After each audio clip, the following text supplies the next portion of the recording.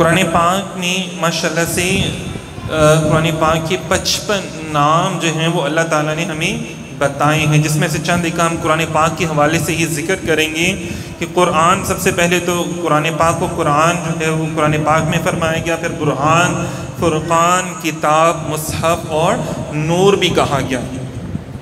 اللہ رب العزت نے ارشاد فرمایا یا ایھا الناس قد جاءکم برہان من ربکم وانزلنا الیکم نورا مبینا۔ سورہ نساء میں ہے اے لوگو بے شک تمہارے پاس تمہارے رب کی طرف سے واضح دلیل آ گئی۔ برہان کیا ہے؟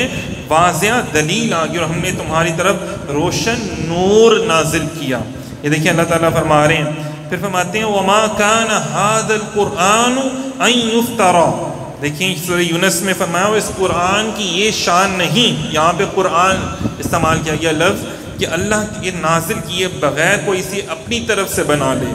ہاں یہ اپنے سے پہلی کتابوں کی تصدیق ہے اور لوح محفوظ کی تفصیل ہے، اس میں کوئی شک نہیں یہ رب العالمین کی طرف سے ہے۔ مطلب جو قرآن پاک ہے وہ رب العالمین کی طرف سے ہے، جس طرح اللہ نے توریت نازل فرمائی، انجیل نازل فرمائی، اللہ تعالیٰ فرما رہے ہیں اسی طرح میں نے قرآن بھی نازل کیا۔ تو اللہ تعالیٰ فرماتا ہے آگے تم فرماؤ اگر آدمی اور جن سب اس بات پر متفق ہو جائیں کہ اس قرآن کی مانند لے آئیں تو اس کا مثل نہ لا سکیں گے، اگرچہ ان میں ایک دوسرے کا مددگار ہو۔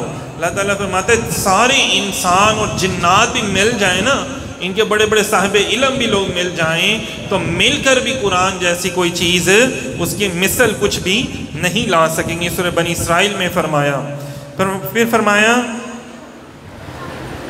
اِنَّا نَحْنُ نَزَّلْنَا الذِّكْرَ وَإِنَّا لَهُ لَحَافِظُونَ۔ سورہ حجر میں بے شک ہم نے اس قرآن کو نازل کیا ہے اور بے شک ہم خود اس کی حفاظت کرنے والے ہیں۔ یہ دیکھیں کتنی بڑی بات ہے کہ اللہ تعالیٰ نے فرمایا میں نے اس کو نازل کیا اور میں ہی اس کی حفاظت کرنے والا ہوں۔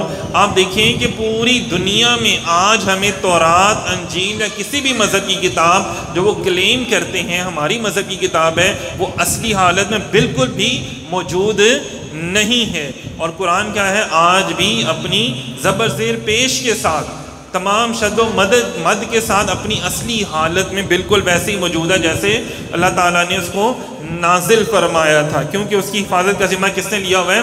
اللہ تعالیٰ نے خود لیا ہوا ہے۔ آج یہ لوگ کہتے ہیں جناب قرآن جلا کے توبہ نعوذ باللہ قرآن پاک کو ختم کر دیں گے، تو ایسا کبھی بھی نہیں ہو سکتا، قرآن کبھی بھی ختم نہیں ہو سکتا، کیونکہ اس کی حفاظت کا ذمہ اللہ تعالیٰ نے خود لیا ہوا ہے۔ پھر فرمایا وَنَزَّلْنَا عَلَيْكَ الْكِتَابَ تِبْيَانًا لِكُلِّ شَيْءٍ، اور ہم نے تم پر یہ قرآن اتارا جو ہر چیز کا روشن بیان ہے، مطلب شروع سے لے کے آخر تک ہر شے کا روشن بیان جو ہے وہ اس میں اللہ تعالیٰ نے تمام چیزوں کو بیان کر دیا ہے۔ ما فرطنا فی الکتاب من شیء، یعنی ہم نے اس کتاب میں کسی شے کی کوئی کمی نہیں چھوڑی۔ ایک مرتبہ مولانا شیر خدا رضی اللہ تعالیٰ عنہ گھوڑے سے نیچے تشریف لے آئے اور باغ پکڑ کے کھڑے ہو گئے، گھوڑے کی جو رسی ہوتی ہے نا، تو لوگوں نے پوچھا حضور کیا ہوا، چوٹ لگی؟ کہتے نہیں، میں یہ دیکھ رہا ہوں میرا اس حالت میں گھوڑے سے نیچے آنا قرآن میں کہاں لکھا ہوا ہے۔ اندازہ کریں تو قرآن پاک میں ہر شے کا بیان جو ہے وہ موجود ہے۔ بڑے بڑے جو جاسوس تھے نا وہ آتے تھے، دیکھتے تھے، حیران ہوتے تھے کہ یار یہ کیا ہے، مسلمان ساری ہر جنگ جیت جاتے ہیں۔ تو جب وہ صلاح الدین ایوبی کی فوج میں گئے اور انہوں نے جا کے جب جاسوسی کی تو پتہ چلا کہ جو ان کا حکمران ہے روزانہ رات کو قرآن پڑھتا ہے، روزانہ رات کو اللہ کی عطا کردہ قرآن جو ہے جو آسمان سے نازل ہوئی ہے وہ پڑھتے ہیں، اور اگلے دن ان کو فتح نصیب ہو جاتی ہے، تو پھر انہوں نے بھی کہا کہ یار ہم بھی تو پڑھ کے دیکھیں۔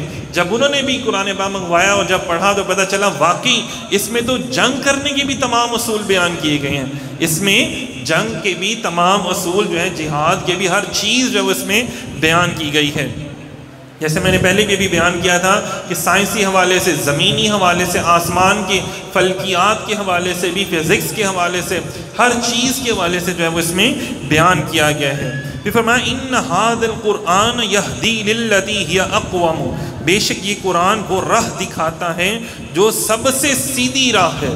صراط الذین انعمت علیہم کی سیدھا راستہ جو ہے وہ قرآن ہی دکھا سکتا ہے۔ دیکھ لیں جس نے بھی سیدھی راستہ مانگنے کی دعا کی ہے اللہ تعالیٰ نے اس کو مسلمان ہی بنایا، اس کو اسلام کا نور ہی عطا فرمایا۔ کہ دیکھ لینا حضرت سلیمان فارسی رضی اللہ تعالیٰ عنہ جو تھے وہ نکلے ہدایت کے لیے، کتنے پادریوں سے عیسائیوں سے ہوتے ہوئے، تو سب نے بتایا کہ جناب آخری نبی تشریف لانے والے ہیں، اگر تم ان کا زمانہ پاؤ تو ان پر ایمان لے آنا۔ اور پھر وہ آئے کہاں پر؟ دل سچا تھا، خلوص تھا، تو اللہ نے ان کو اپنے محبوب کریم صلی اللہ علیہ وسلم سے ملوا دیا۔ اور پھر وہ آخری عمر کا حصہ کیسے گزرا؟ حضور کی غلامی میں گزرا۔ جب حضور کے غلام بن گئے تو ایک وقت وہ آیا کہ جانوروں پر بھی ان کا حکم چلنے لگ پڑا۔ انسانوں پر تو چلتا تھا، جنات پر بھی اور جانوروں پر بھی ان کا حکم چلنا شروع ہو گیا کہ جو در مصطفیٰ پر آ جاتے ہیں وہ زمانے کے پھر تاج دار بن جاتے ہیں۔ پھر فرمایا وَهُدًى وَرَحْمَةً وَبُشْرَى لِلْمُسْلِمِينَ، مسلمانوں کے لیے ہدایت اور رحمت اور بشارت ہے۔ اس میں ہدایت بھی ہے، اس میں رحمت بھی ہے، اور اس میں بشارت بھی ہے۔ یہ لوگوں کے لیے ایک بیان اور رہنمائی ہے، پرہیزگاروں کے لیے اس میں نصیحت ہے۔ سورہ آل عمران میں اس کو بیان کیا گیا۔ پھر اسی طرح فرمایا قرآن کیا ہے؟ وَنُنَزِّلُ مِنَ الْقُرْآنِ مَا هُوَ شِفَاءٌ وَرَحْمَةٌ للمؤمنین ولا یزید الظالمین الا خسارا، سورہ بنی اسرائیل کی آیت ہے۔ اور ہم قرآن میں وہ چیز اتارتے ہیں جو ایمان والوں کے لیے شفا اور رحمت ہے، اور اس سے ظالموں کو خسارہ ہی ملتا ہے، بڑھتا ہے۔ مطلب اگر کوئی ایمان والا اس کو پڑھے گا نا تو اس کا دل نور سے بھر جائے گا، اس کو رہنمائی ملے گی، اس کو شفا ملے گی، بیماریاں دور ہوں گی، ظاہری بھی اور روحانی بھی، اور اللہ تعالیٰ قحط سالی دور کرے گا، رہنمائی عطا فرمائے گا، دلوں کے زنگ اور جو وسوسے ہیں ذہنوں میں وہ دور ہوں گے، من شر الوسواس الخناس جو ہے وہ دور ہوں گے، تو اندر سکون پیدا ہو جائے گا۔ لیکن یہی قرآن جو ظالم پڑھتے ہیں تو ان کو اس سے کوئی فائدہ نہیں ہے۔ فرمایا نا بے شک انسان خسارے میں ہے۔ کیوں انسان خسارے میں ہے؟ اس لیے کہ جب اپنے رب کے احکامات کی خلاف ورزی کرتا ہے۔ دیکھیے نا جن انبیاء کرام کی امتوں نے خلاف ورزیاں کی تو پھر یہودیوں کے اوپر کتنی آزمائشیں بھی آئیں۔ آج دیکھیے نا یہ جو قرآن پاک کو جلاتے ہیں، نبی کی علیہ الصلوۃ والسلام کی بے حرمتی کرتے ہیں۔ ایک سوال ہے کہ آج دیکھیں ہم سب یہاں موجود ہیں اور جو یوٹیوب کے ذریعے بھی دیکھ رہے ہیں، آج تک ہم نے کبھی نہیں دیکھا، کبھی سنا نہیں، کبھی پڑھا نہیں کہ کبھی پوری دنیا میں سب کسی مسلمان نے کسی نبی کی بے حرمتی کی ہو، یا کبھی کسی مسلمان نے تورات، انجیل یا زبور یا کوئی اور کسی مذہب کی کتاب کو جلایا ہو۔ اور ایک اور بھی بڑا سوال ہے کہ یار پوری دنیا میں صرف قرآن ہی جلایا جاتا ہے، تورات کیوں نہیں جلائی جاتی؟ تورات کیوں نہیں جلائی جاتی؟ آپ کو انجیل کیوں نہیں جلاتے ہیں؟ آپ بھگوت گیتا کیوں نہیں جلاتے ہیں؟ آپ یشروید کیوں نہیں جلاتے ہیں؟ آپ یہ جو ہے کہ اسے کہتے ہیں ہندوؤں کی جتنی کتابیں ہیں وہ مہابھارت، وہ کیوں نہیں جلاتے ہیں؟ آپ کو جلانے کے لیے قرآن ہی ملا ہے۔ تو یہاں سے پتہ چلتا ہے نا کہ کتنی حسد اور کتنا بغض، کتنی غلاظت بھری ہوئی ہے کہ جن ملکوں میں توہین عدالت کرنے پہ، عدالت کی جج کے خلاف ذرا سی بات کرنے پہ مقدمہ ہو جاتا ہے آپ کے اوپر، ایک گلی محلے میں تھوک پھینکنے سے آپ کو جرمانہ پڑ جاتا ہے۔ جن ملکوں میں اندازہ کریں آپ اپنے بچوں کو ماریں، ذرا سا تھپڑ لگا دیں پولیس پکڑ کے لے جاتی ہے، ذرا سی آپ قانون کی خلاف ورزی کر دیں تھوڑی سی تو آپ کو جنازہ پولیس پکڑ کے لے جاتی ہے، اور ان ملکوں میں باقاعدہ گورنمنٹ کی طرف سے اجازت دی جا رہی ہے کہ ٹھیک ہے جی آپ قرآن پاک جلا لیں، ہم آپ کو کچھ نہیں کہتے، بلکہ ان کو پروٹیکشن دی جا رہی ہے۔ تو یہاں پہ ہمیں پتہ چلتا ہے نا کہ یار اصل میں پیچھے ہاتھ کس کا ہے؟ یہ سوچی سمجھی سکیمیں ہوتی ہیں، کسی ایک بندے کا کام نہیں ہوتا کہ جناب اٹھ کے کھڑا ہو گیا اور جناب گلی میں جا کے اس کو قرآن پاک کو آگ لگا دی، نہیں، ان کے پیچھے بیک گراؤنڈ ہوتا ہے، پوری حکومتیں ہوتی ہیں، اور یہ لوگ کیا چاہتے ہیں مسلمانوں کے خلاف کام کر کے؟ دیکھیں ہمیں کہتے ہیں کہ جناب تم دہشت گرد ہو، سب سے بڑی دہشت گردی تو یہ ہے کہ جہاں پہ آپ 2 ارب مسلمانوں کے جو ہیں ان کی روح کو مجروح کریں، ان کے ایمان کو تکلیف پہنچائیں، یہ کتنی بڑی دہشت گردی ہے۔ آپ ادھر مسلمانوں کو مارتے بھی جا رہے ہیں، ادھر سے قرآن پاک جلاتے ہیں، ادھر سے بے حرمتی کرتے ہیں، حضور علیہ الصلوۃ والسلام کی شان میں گستاخی کرتے ہیں، بدعقیدگی رکھتے ہیں، اور پھر جناب صاحب اوپر سے اگر کوئی مسلمان کہے اچھا اس کو کوئی ہیومن رائٹس والے لوگ اس کو نہیں اس ٹائم کر رہے نا، کسی ہیومن رائٹس والے سارے ہی ستو پی کے شرابے پی کے سوئے ہوئے ہیں اس وقت، جتنی بھی UN کی تنظیمیں ہیں ساری سوئی ہوئی ہیں، لیکن اگر اس کے اوپر ریاکشن آئے گا کسی ایک مسلمان کا، کوئی ایک مسلمان باہر نکل کے احتجاج کرے گا، وہ یار یہ تو رستے بند کر رہے ہیں، اور یہ دیکھو جی یہ تو ایمبولینسیں رک رہی ہیں، اور یہ دیکھو جی یہ تو اسکول میں بچے نہیں جا سکتے ہیں، یہ تو دیکھو جی یہ ہو گئے بھونڈے، ساری بھونڈی اور غلط قسم کی جاہلانہ گفتگو جو ہے وہ ان کے منہ سے ہر قسم کا گند جو ہے وہ نکلنا شروع ہو جاتا ہے۔ تو یہ وہ ان کی ذہنیت ہے جو گندگی اور غلاظتوں کے ڈھیر ہیں، جو ہمارے مسلمان کہتے ہیں کہ نہیں نہیں یار اتھے جاؤ تے بڑی پاکی صافی ملتی ہے، بڑی جناب سڑکیں پاک ہیں، بڑے ان کے قانون ہیں، یار یہ گھٹیا قانون ہیں، یہ ان کے گھٹیا ترین قانون ہیں، یہ ان کے پڑھے لکھے لوگ ہیں کہ جن کو پوری دنیا کے دو ارب مسلمان، 2 بندے بھی نہیں، 2000 بھی نہیں، 2 لاکھ بھی نہیں، 2 ارب مسلمان کے دلوں کو جب آپ اس طرح کریں گے تو پھر کوئی نہ کوئی غازی علم دین شہید تو اٹھے گئی نا، جناب کوئی ممتاز حسین قادری تو اٹھے گئی نا، پھر بڑے بڑے لوگ اٹھیں گے، اور پھر کیا پتا کوئی ان میں سے کوئی انہی کے ملکوں میں جا کے کوئی ان کو قتل کر دے، کوئی مار دے، کوئی جہنم واصل کر دے، اور پھر چیخے مارنا شروع کر دیتے ہیں۔ تو ان کو چاہیے کہ اپنے لوگوں کو خود ہی لگام ڈالیں اور اپنے لوگوں کو بتائیں، پڑھائیں کہ جناب قرآن اصل میں کیا ہے۔ اگر آپ قرآن سے محبت نہیں کر سکتے نا تو اس طرح کے فضولیات کرنا بھی چھوڑ دیں۔ یہ وہ قرآن ہے جس کو جو تا قیامت کے لیے ہے۔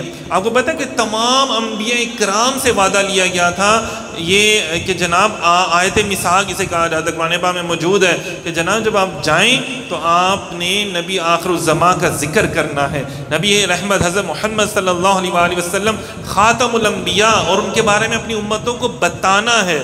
تو جتنے بھی انبیاء تشریف لائے انہوں نے اپنی ڈیوٹی پوری کی، انہوں نے بتایا، لیکن آج کے جو لوگ ہیں وہ صرف اپنے اقتدار کے لیے، صرف اپنے نشے کے لیے، اپنی سیٹ کے لیے مذہبی کارڈ کھیلتے ہیں نا، مذہبی ٹچ جسے کہتے ہیں نا، مذہبی کارڈ کھیلنا، جناب صاحب سیاست ہونی ہے، کیا اسے کہتے ہیں، بڑی بڑی اپنی تو جہاد پیش کر لیتے ہیں۔ انڈیا میں دیکھ لیں نا، ووٹ ہی اس کو دیا جاتا ہے جو مسلمانوں کے خلاف بکواس کرتا ہے، جو جتنی زیادہ بکواس کرتا ہے اتنا ہی زیادہ۔ یہ دیکھ لیں نا، مودی نے گجرات میں مسلمانوں کی ٹرینیں ان کے گھر جلا دیے، تو کیا ہوا، وہاں کی لوگوں نے انہی کو ووٹ زیادہ دیے۔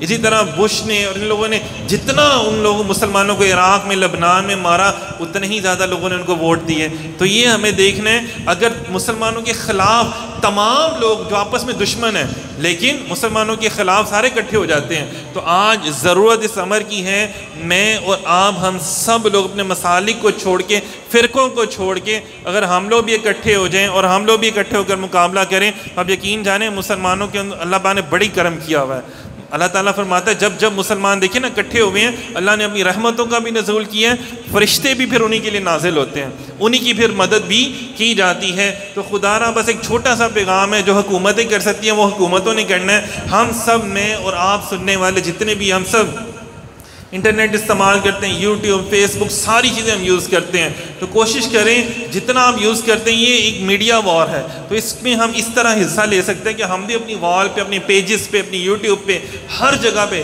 جو ہمارے علماء کرام کے بیانات ہیں قرآن پاک کی شان، فضائل، حرمت کے حوالے سے، نبی پاک صلی اللہ علیہ وسلم کی شان کے حوالے سے، وہ سب ہم نے لگانے ہیں، اپنی وال کو بھر دینا، اپنے سٹیٹسوں کو بھر دینا، کم از کم یہ 10 دن تو ضرور کر لیں، 10 دن اپنا انٹرنیٹ حضور کے نام کر دیں، تو کیا پتہ یہی آپ کا جو ہے بخشش کا سامان بن جائے۔ اپنے رشتہ داروں کے فون لیں، اپنے دوستوں کے، اپنے بہن بھائیوں کے فون لیں، کریں جا کے۔ اتنے پیسے ہم اور بھی تو نائٹ پیکیجز میں اجاڑ دیتے ہیں، میسیجز کرنے میں اور فضول کی قسم کی ویڈیوز دیکھنے میں اجاڑ دیتے ہیں پیسے، تو تھوڑے سے پیسے حضور کی شان کے لیے بھی کر دیں۔ تو جن صحابہ کرام نے کیا، اللہ تعالیٰ آج تک ان کے نام کا ڈھنکا بھی بچ رہا ہے، تو کیا پتہ اللہ تعالیٰ آپ کو بھی بہت کچھ عطا فرما دے۔ اللہ پاک سے دعا ہے کہ اللہ پاک ہم سب کو دین اسلام کی خدمت کرنے کی توفیق عطا فرمائے۔ بہت شکریہ، جزاک اللہ۔